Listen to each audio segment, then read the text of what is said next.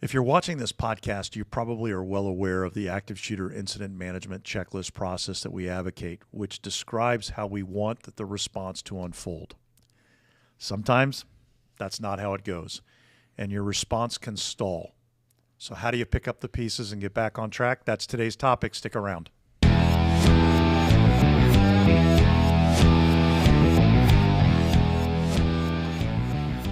Welcome to the Active Shooter Incident Management Podcast. My name is Bill Godfrey, your podcast host. Sitting next to me is Billy Perry from our law enforcement side. Billy, good to have you back in the house. Good to be back. Thank you. And across from us is Adam Pendley, another one of our law enforcement instructors. Adam, good to have you back. Thank you. Glad to be here. All right. Well, so today's topic, we're going to talk about when things don't go by the numbers. And the response either stalls in that initial phase, those initial moments, or for some reason it comes off the rails. How do you recognize it? How do you recover from that and then get back on track? Billy, I'm going to open with you. Okay. So let's start with the response stalling in the very, very first few minutes and go from there. Okay. Well, first of all, thanks for addressing this. I mean, it's something that that the community has been talking about for a while, and what do we do to rectify that? And I think it's a bold topic, and I applaud you for addressing it. And some people may get upset and flame it, but whatever. What do we do? I think it's a multifaceted problem. It's going to require a challenge to implement changes to answer it. I think first and foremost is knowledge. Truthfully, I think knowing what you have a duty to do, knowing what your primary mission is, having the knowledge base emboldens you to make decisions and emboldens you to make well thought out, lucid decisions. And I think that's part of it is knowing what our responsibility is as law enforcement officers. And more importantly, as law enforcement officers, like we were talking about in a previous podcast, like my role has transitioned into a guardian of innocence, and what is our role? And when we're, as a law enforcement officer, we're guarding innocent lives and innocent little lives, and what our responsibility is ultimately there, the tantamount responsibility, if you will. So a very politically correct way to open the topic, beating around the bush a little bit, which surprises me from you. Yeah. Adam, let's get more to the specifics of what we're really talking about. We got to lay it out the way it is. We used to say all the time. You said it. Yeah, we used to say all the time.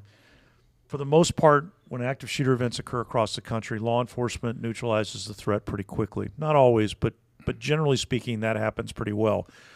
And we've seen that start to become a problem. Right. What happens and how does that unfold? How does that go wrong in the first minute or 2 minutes that the first 2, 3, 4 officers are landing on scene? I mean, I think there's a couple reasons why it can happen, but sometimes it is just the immediate fog of war, like somebody being indecisive about what they should do in this situation. And a lot of these situations don't unfold the same way we train them, right? In training situations, we know that we're going to be part of that initial contact team. We know what our expectations are. We move down the hallway, we go into the room, and we use our simunitions and we end the thing. Well, reality doesn't unfold that way, and I don't think we prepare a lot of officers to understand that it may be way more chaotic than that. You may be hearing the gunshots that are very loud and very confusing because they're coming from a hallway and echoes and different things. And understanding that, now it really is time to do all these things that you've been training to do.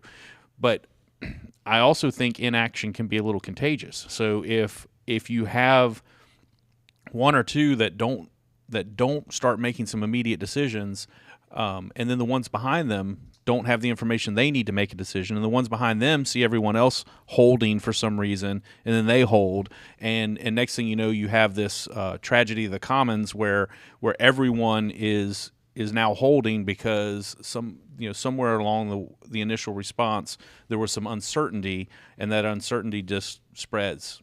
So Billy, pick that up from there. What are some of the things that you think for the typical patrol officer called upon to do the exceptional, and for whatever reason those first few seconds,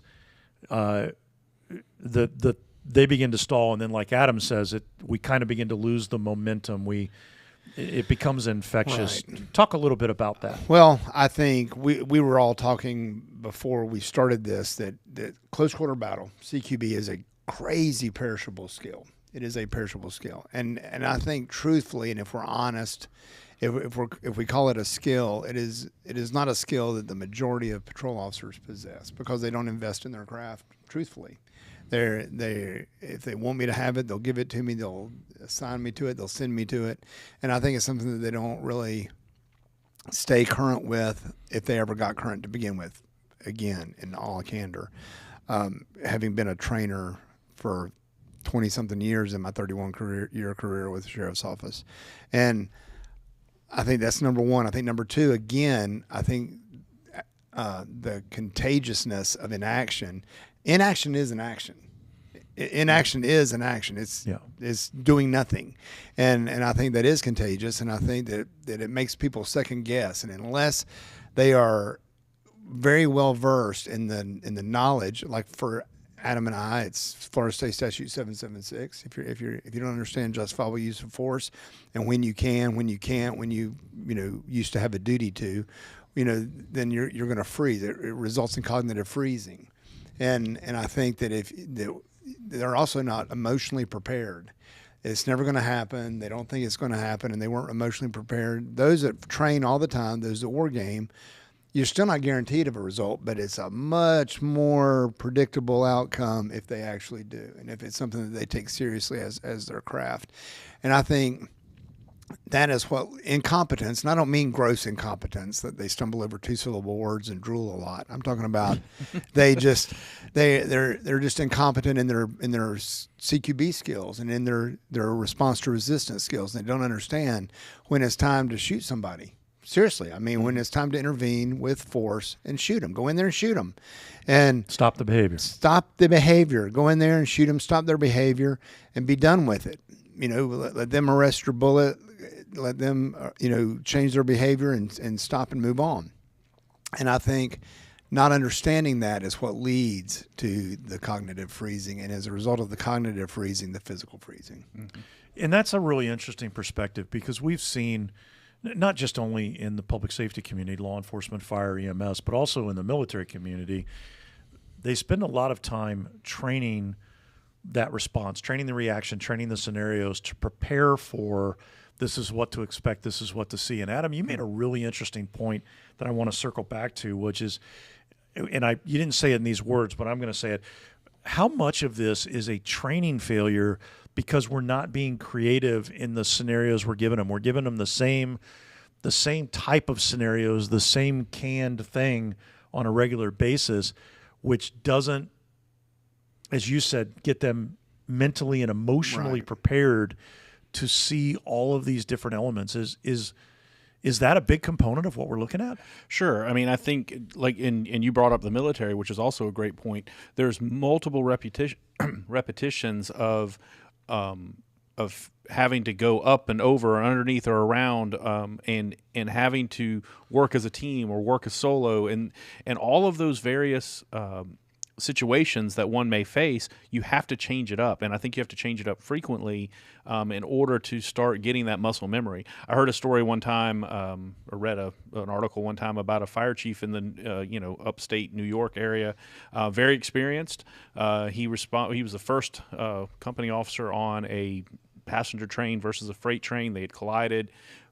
Fire, hazmat, multiple injuries all at once. And as he rolls up, he had a little bit of a freeze. Like he just looked at it and he's like, a little overwhelmed at first. But he said what he did was he just started doing one piece at a time, right? He started, directing some incoming units and just doing those things that he had done on other types of incidents of that magnitude. And it just started to break it down piece by piece. So I think the same thing for the patrol officers. And one of the things I hate to see compliments to my previous SWAT operator over here. A lot of times in active shooter training, you have the SWAT team doing the movements through the hallways and the rooms and whatnot. And the reality is we know they're not going to typically be the first ones there.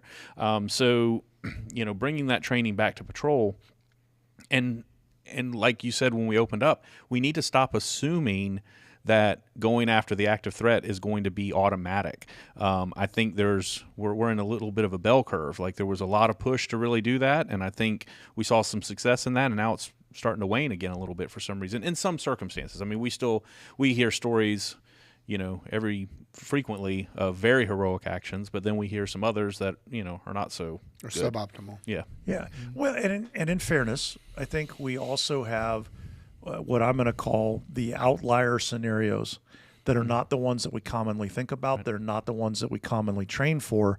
And it's hard enough when you're put into a situation and you're expected to synthesize the answer to a question that you've not faced before, especially when you're under immense duress and time pressures and everything else.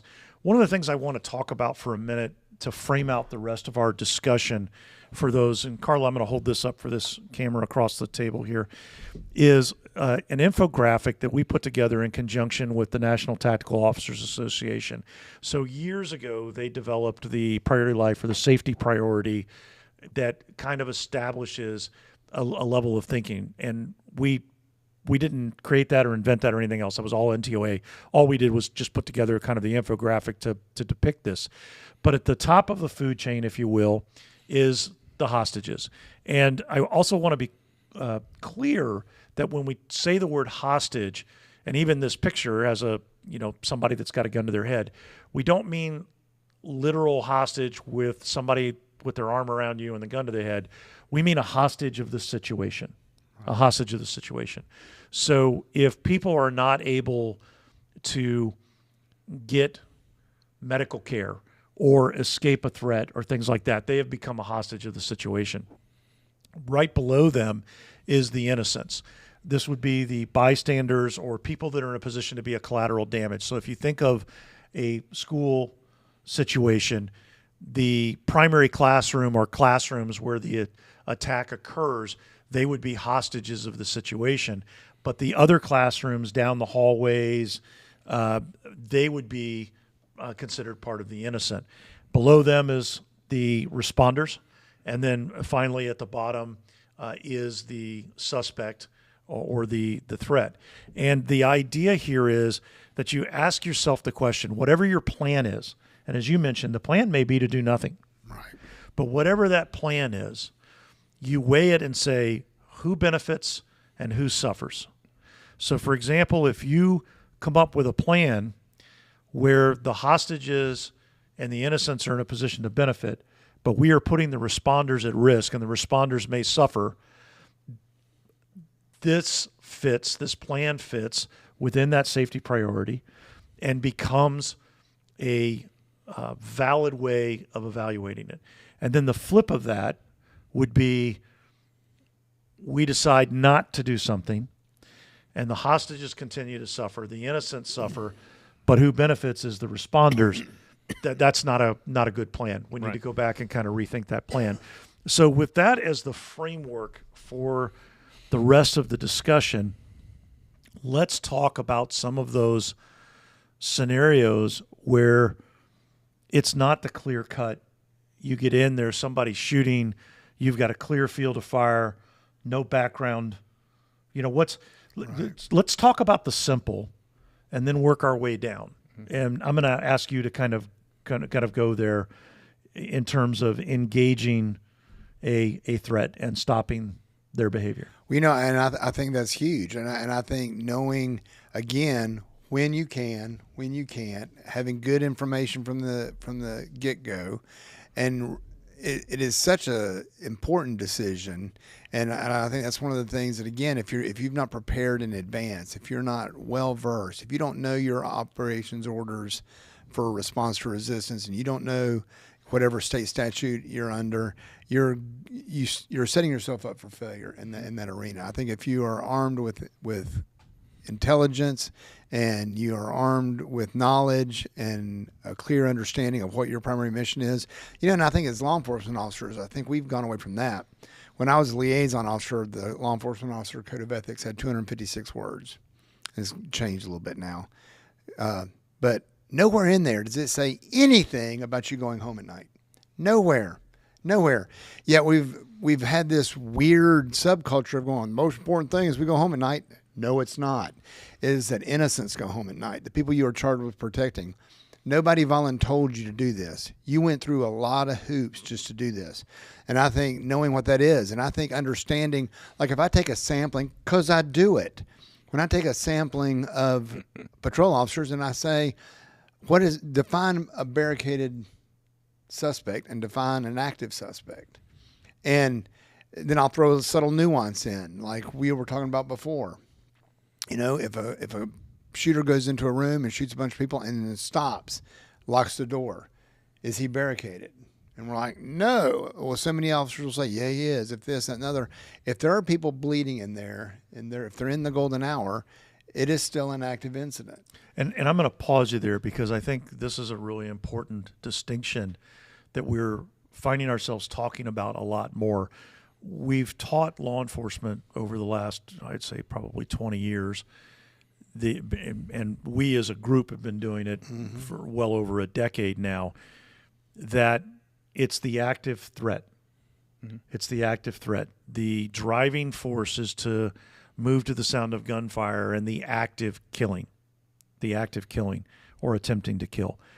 And I think it's important to note that what you just said, if a suspect is not actively shooting but has shot and has injured people and they are actively dying and is denying them medical care and rescue, they are still actively killing. Yes, 100%. Because the trigger they already pulled is actively killing, and they're denying you access to intercede and save lives. Right. That is actively killing. And I think that in fairness, I can't really remember 5-7 years ago having that discussion, that specific scenario. And I think that's one of the tragedies of our industry, both on the law enforcement and the fire EMS side, is we miss opportunities to look at case studies, not so much for what actually happened. Yes, that's important, but for the circumstances. Right. And we draw from that and say, okay, what happened yesterday, if I'm faced with this tomorrow, what's my plan? Correct. What's the use of force? Correct. What's the level of authorization? What's the risk? Who's getting weighed out here? And if we don't talk about that ahead of time, that's an awful lot to process moment of. Right. And I think just knowing that you have to take action, and to extend on the thing that Billy was just talking about, this idea that the most important thing is that you go home at night. That's to keep you from doing something dumb.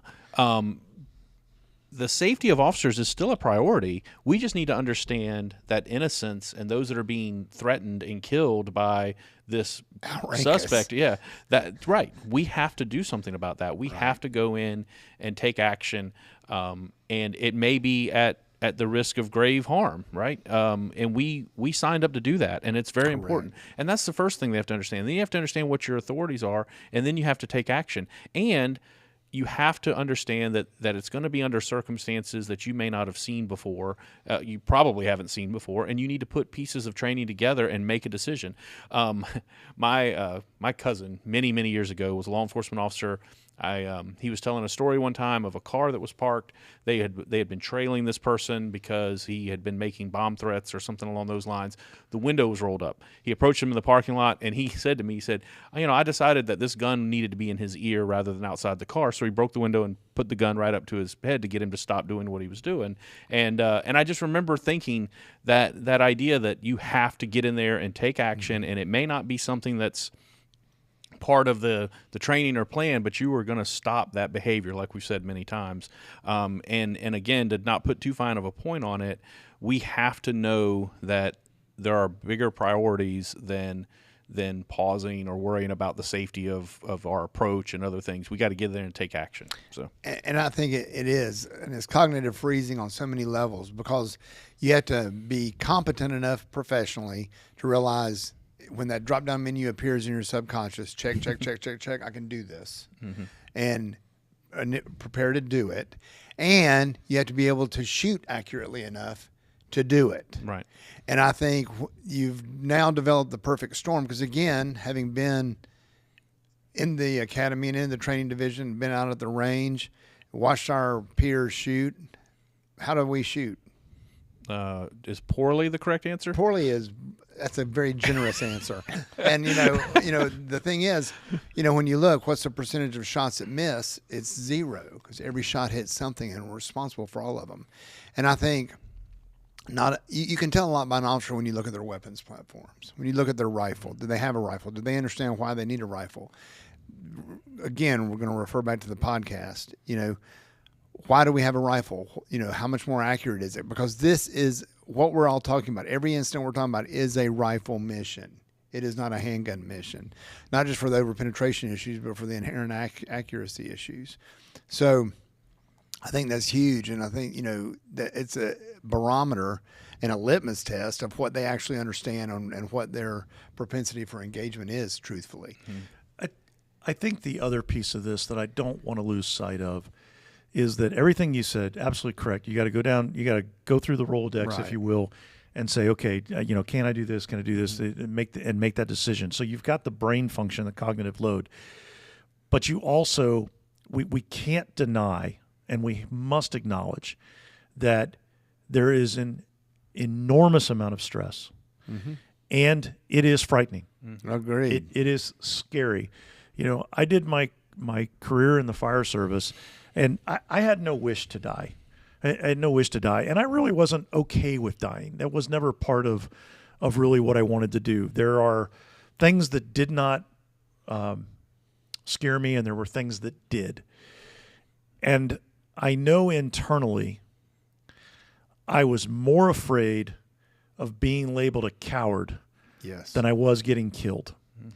And that in a number of situations, if I'm being honest, I can remember thinking, I really don't want to go do this, but I'm going to go do it because the other option is worse. I don't want to, and I don't, does that translate similarly for law 100%, enforcement? 100%. And Yeah. does that still fit in the culture today? Yes. Well, I don't know about the culture today. I know I did things for Mickey because I didn't want to embarrass Mickey Mitley, and I did things so I didn't want to embarrass Johnny Weber. And I know for a fact it did. And Gabe Rose and I have a saying: there are things worse than dying, and you're hitting on a couple of them. And that's 100% true. And I don't know if it's just a cultural change. I don't know. I don't want to think that's what it is, but I think just understanding that it is stressful, but again, that's something that can be overcome by training and through mental preparation. You have also heard me say how many times we are not fighting rogue members of SEAL Team 6. Right. We are fighting genetic disasters that live in their parents' garage, primarily. All exactly true. And I think the other thing to remember is that while it may be frightening, I think you said it earlier, we're not talking about doing something stupid. No. Right. We're not talking about running into a hail of automatic weapon fire Right. when there are no hostages and no civilians at risk. Correct. That's dumb. Right. Correct. That's dumb. We're not talking Correct. about that. So we're not talking about taking stupid risks or taking unnecessary risks. Right. But risk is inherent with what we all sign on to do. What we do is dangerous. It certainly can be. It can. And I tell my men all the time, this is the day we pay. We're called to pay the piper. They bring us cupcakes and everything else and treat us like kings all the time. Now the bill's due. Right. Yeah. Time to pay the bill. Right. Well, I've heard it said another way, and a kind of maybe a more positive way, is that no, seriously. I mean, like, because I know the people that are sitting at this table, at least, and many of the people we've worked with, is that I would never if there was never another active shooter in this country again, I'd be completely okay with that. But if I were on the job I'd and close the shut operations. but if I down were and on the move job and one of them occurs, I want to be there. I want to be Yes. there to make a difference. Same thing in the fire service. There are many, many, many fire crews that they don't want somebody's house to burn down, but goodness knows if they get the call, they want to be there. And if you don't have that attitude, if you don't have that belief in your soul that if this bad thing happens, I want to be there to make a difference, if you don't have that, you might not be in the right career. I agree. I've referenced Gabe Rose several times, and he calls me every time he does the class. And my boss knows what I'm about to say. I pray every morning that we do not have an active shooter anywhere in the country. However, if we do, let it be here. Let it be here, because our kids will be fine. And that's a hard line, but it's a true one, you know. And if Gabe's working at another school, I'm like, let Gabe have one maybe. But I mean, but you know, I just, you know, I'm ahead. So, but at the end of the day, you know, that is something. And I've had people say, you know, I hope you never have to. And I'm like, I agree. However, I would much rather service somebody right at the front of the school, 18.2 yards away from my desk. I'd much rather do that and have the kids know Mr. Billy burned one down right there than have them watch their classmates in the classroom. Seriously. Yeah, absolutely. And I think that's just, but again, that's something that's addressing it realistically, not focusing on it in the sense of I'm, you know, obsessed with it by any means, but I mean, just Okay. it is what it is. So I'm going to shift gears here because we've kind of, I think we've hit on this point hard enough. So shit went sideways. The response is stalled. We're not doing what we need to do for whatever reason has happened. How do we get it back on track? Somebody has to be bold enough to reach down and say, you know what, I understand my statute. I understand my orders. More importantly, I understand the safety priority matrix, and I understand what's right and wrong. And this is the time to do something. They're about to write a song about me. Let's go do this. Yeah. And that's what happened every time. Right. And I think in the same way that we talked about inaction being contagious, I think action is contagious too. Or, you know, so if there is a team that's stalled for whatever reason, it's a unique problem they are facing. The first initial person maybe hesitated and caused that backup effect. When somebody does take charge and says, look, you, we're going, let's go.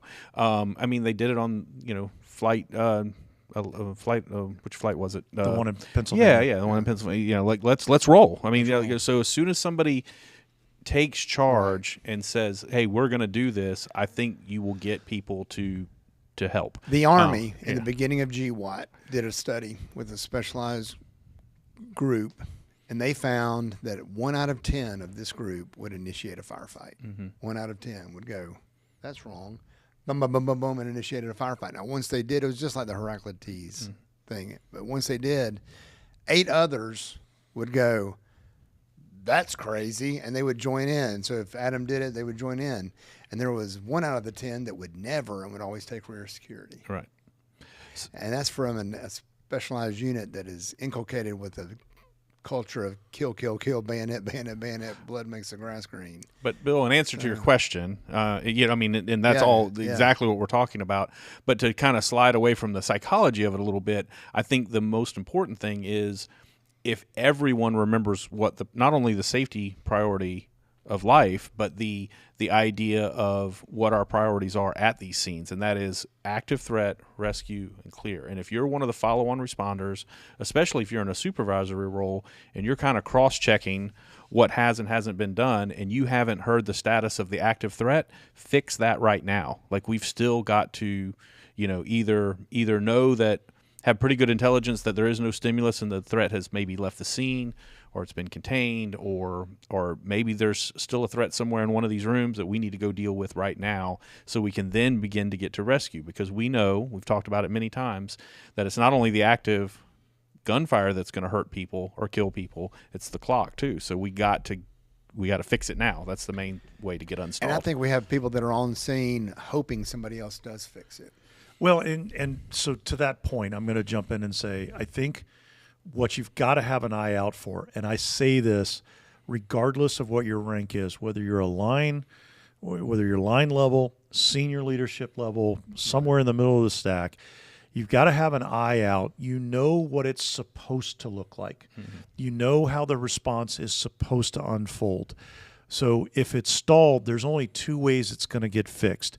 Either someone at the point of the stall is going to take initiative, or as part of the incident management umbrella, somebody in the stack is going to order an action to address that or fix that. And I do think you have to draw the distinction between, we have a functioning incident management system on this incident, and we've stalled for a specific reason that we're working out.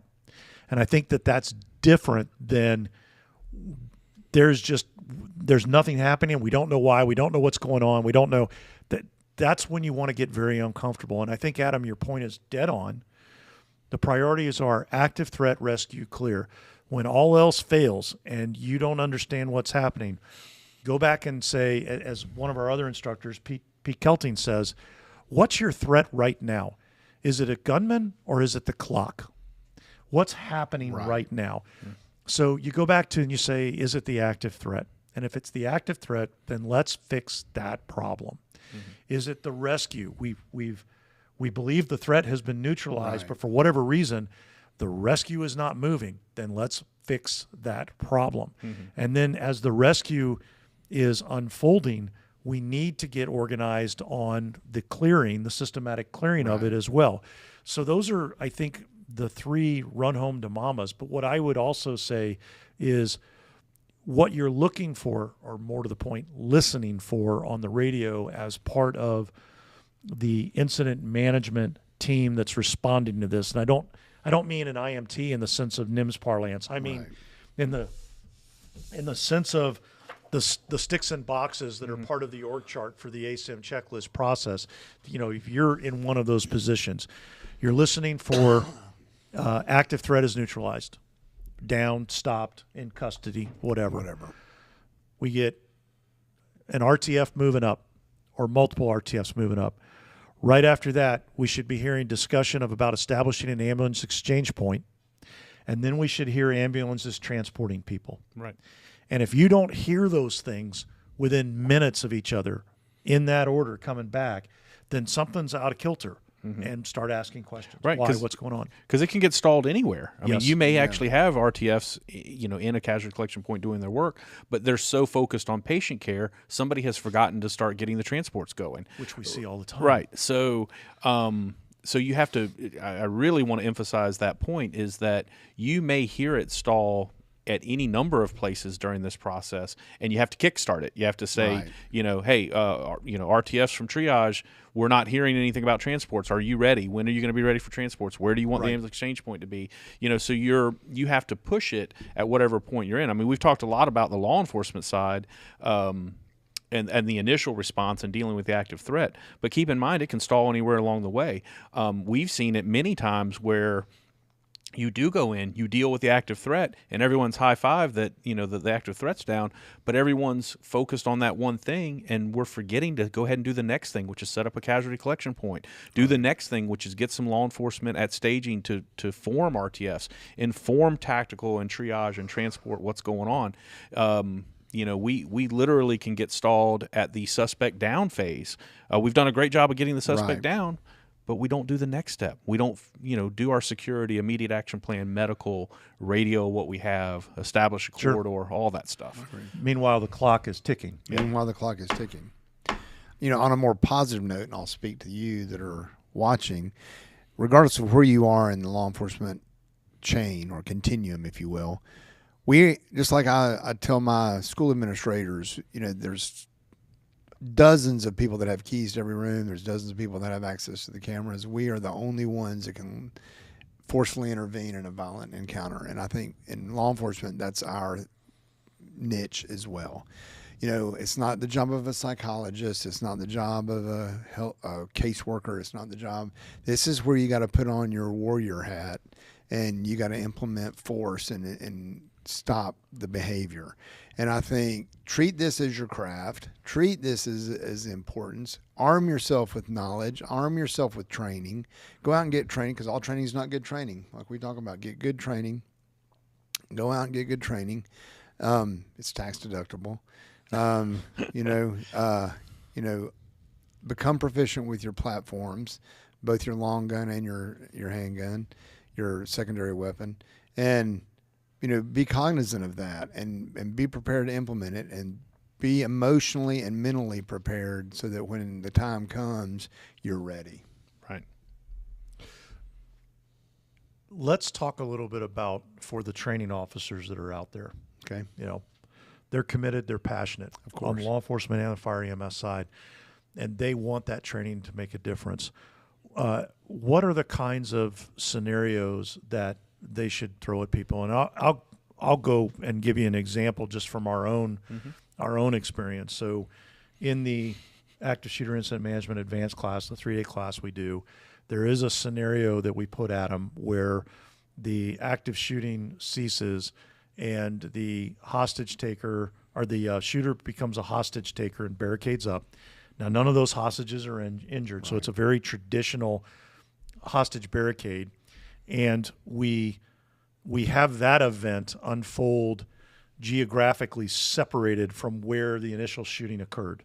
And so what we've always been trying to teach with that is that you can work both of those things at the same time. Just because you're involved in dealing with a hostage taker doesn't mean you don't get the RTFs in and start rescuing people. But internally in the discussion, we're actually thinking that, not that that's a bad scenario, but we think that's a behavior we would more likely see. I'm not saying that well. We think that the better training scenario is to change that up, where the proximity of the hostage taker is denying access to the injured by the RTFs, whether the injured are in the same room or in an adjacent room that's only separated by drywall or whatever the case may be, Right. that the hostage taker is not pulling a trigger, but is denying the rescue and the aid of people who have been injured. And we actually are retooling those scenarios in the training right now because we feel like that's the more challenging scenario. And can inoculate them from decisions. And prepare them for the tougher decision. Right. Right. For the tougher decision, rather than the one that they would make on kind of a normal hostage barricade that occurred without an active shooter event. And so we're thinking along those lines. Sure. What can trainers in the field do? Law enforcement, fire EMS trainers, what can they do to be creative on scenarios to help prep their guys and gals? Well, having done it, I'm going to tell you, one of the things, my go-to thing now is I use real world scenarios, like real situations that actually happened. I utilize those. And I'll tell you something, a big takeaway that we at the sheriff's office. When I was a logistics technical training support officer for the sheriff's office and teaching tactics to patrol, we were teaching emergency contact teams, and we were teaching barricaded people and emergency apprehension team. And we had 3 scenarios. They liked it. There were other departments and like the detective division that weren't getting it. They said, we'd like to know how to do an emergency apprehension team as well. Used the exact same scenarios that we had used in patrol for in-service training. So all of the patrol officers went right through the exact same scenarios they'd had in patrol, and they acted like they'd never seen it before, truthfully. So, I mean, they'd already seen that exact scenario, and so you would think, slam dunk, we've done this. So, but I'm a firm believer in doing actual things that have happened, and for a myriad of reasons. The last thing, as you as a trainer know, is give an unwinnable. Mm-hmm. Correct. Ever. You never, ever do that. And everything's not a shoot 'em and Right. do everything else Yeah. also. But use actual, I think, become a student of it yourself. See what has happened. See where shortcomings have happened. and mimic that scenario, trainers. Right. Actual real ones. Several reasons. It's defendable. Mm-hmm. You know, why did you choose that? Because it happened here Right. in city X. And this is what happened, and I want to empower us to make better decisions. And so I think it's just hard to go wrong with doing real world stuff. Yeah, Adam. Billy, I think that's such a great point, because as trainers, we are pretty inventive. We have pretty good imaginations. We can come up with some things. But these suspects over the years have been wildly imaginative in some of the ways that they carry out their attack.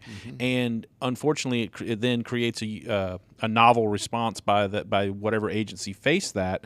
So you take their lessons learned, use the scenario, no judgment involved necessarily, just use that same scenario and say, hey, if we were faced with that same thing, what are some choices we could have? What are some ways we could approach this?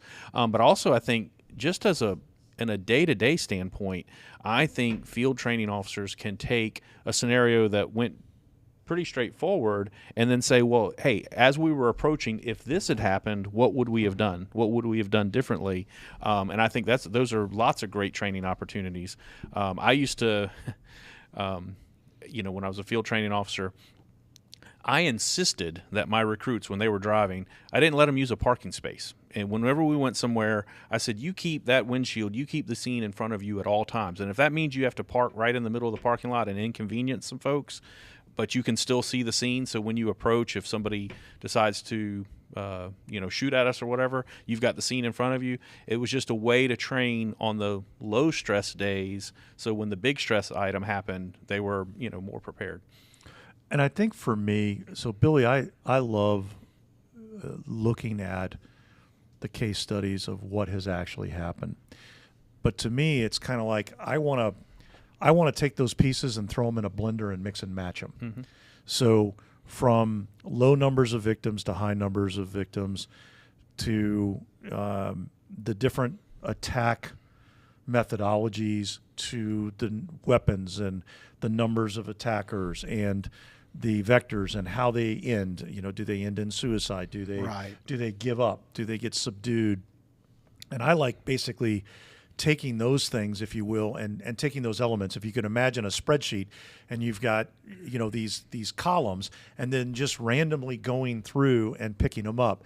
Because while I think it is not only valuable, but absolutely essential to look at what has happened and to make sure that your training has addressed what happened in that scenario. I think that the leveraging of people's minds to get them mentally prepared for all of these different things that could come together in very weird circumstances can also be valuable. Now, that said, that also presupposes that you've got time, resources, and capacity to exercise those kinds of different scenarios. But to me, I like mixing them up.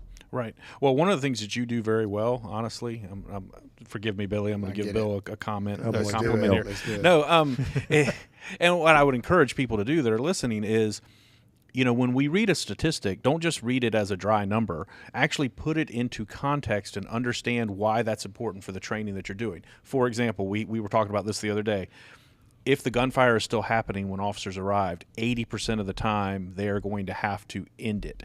They are going to have to do something. Now, if you put that in context, that means it's going to get real. When you get there, if you're still hearing gunfire, you have to stop it.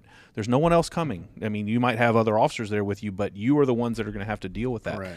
The fact that 90% of the time the active threat is over with in 10 minutes or less, that means something to the fire department. That means that they can get there and get their stuff ready, and you're going in, right? I mean, that's what that stat means, is that very quickly law enforcement's going to have security measures in place, and if we do it right, pretty quickly you're going to be able to get in and start doing life-saving care. So one of the things I really like in when you take statistics and you put them in context, it really drives home what this training really means.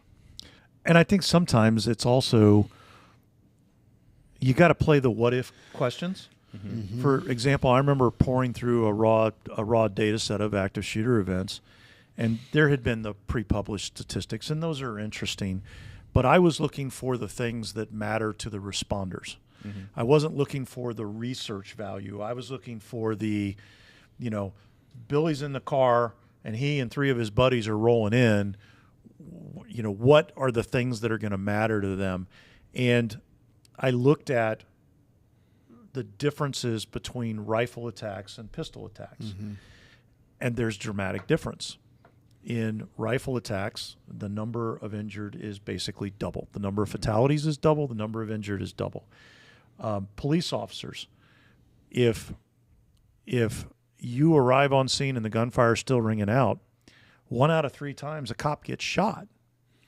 Except even though rifle attacks represent 25% of attacks, the cops that get shot, rifle attacks represent way over 50% of cops shot. They're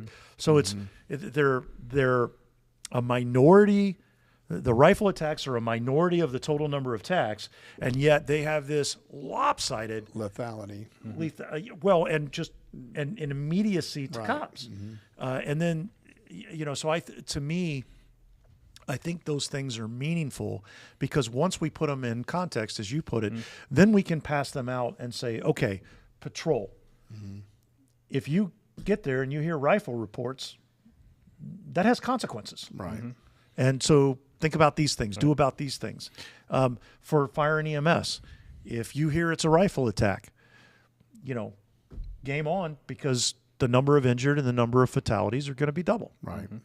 Yep. And again, as a law enforcement person that is responding initially to those things, you still have to take action. You just know that you're going to have to be you're going to have to lean back on all these tactics and training that you've invested in, hopefully that you've invested in, and approach it in a way that makes sense. And we talk about using real world examples to change and evolve the way we train.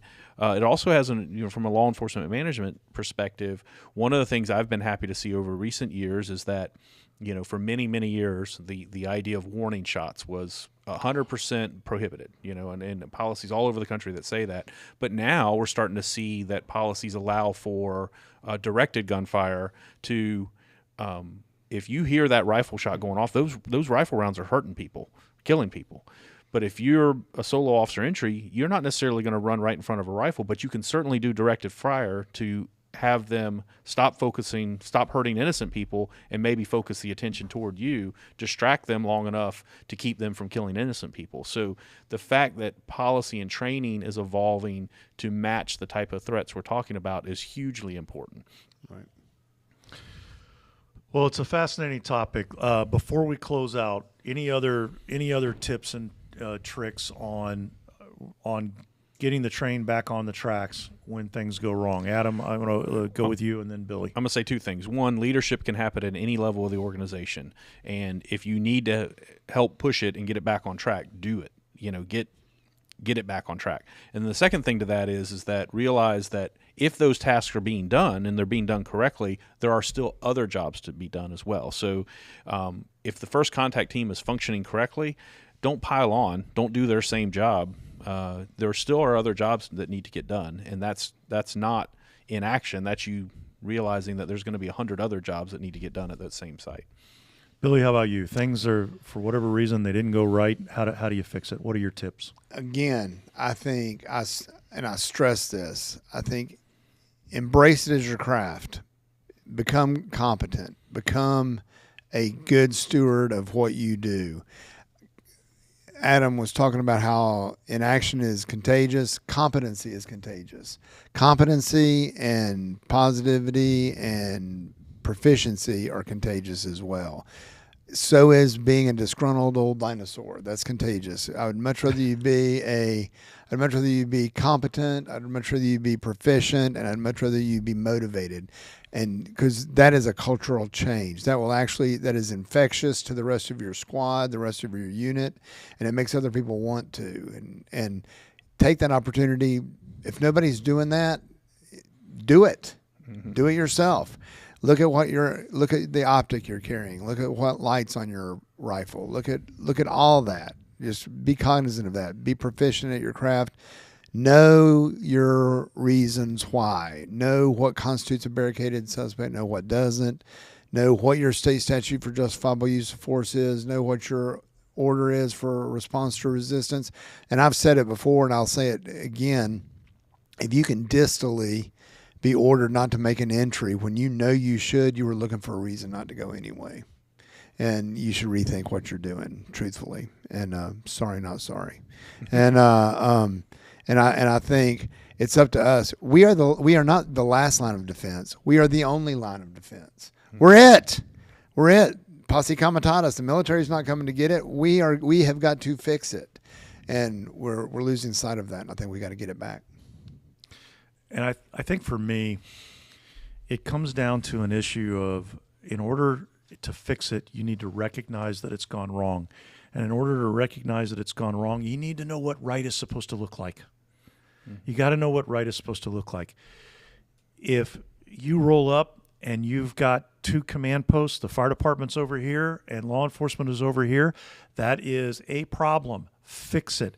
I guarantee you, I don't care how much people complain about how it's going to slow things down.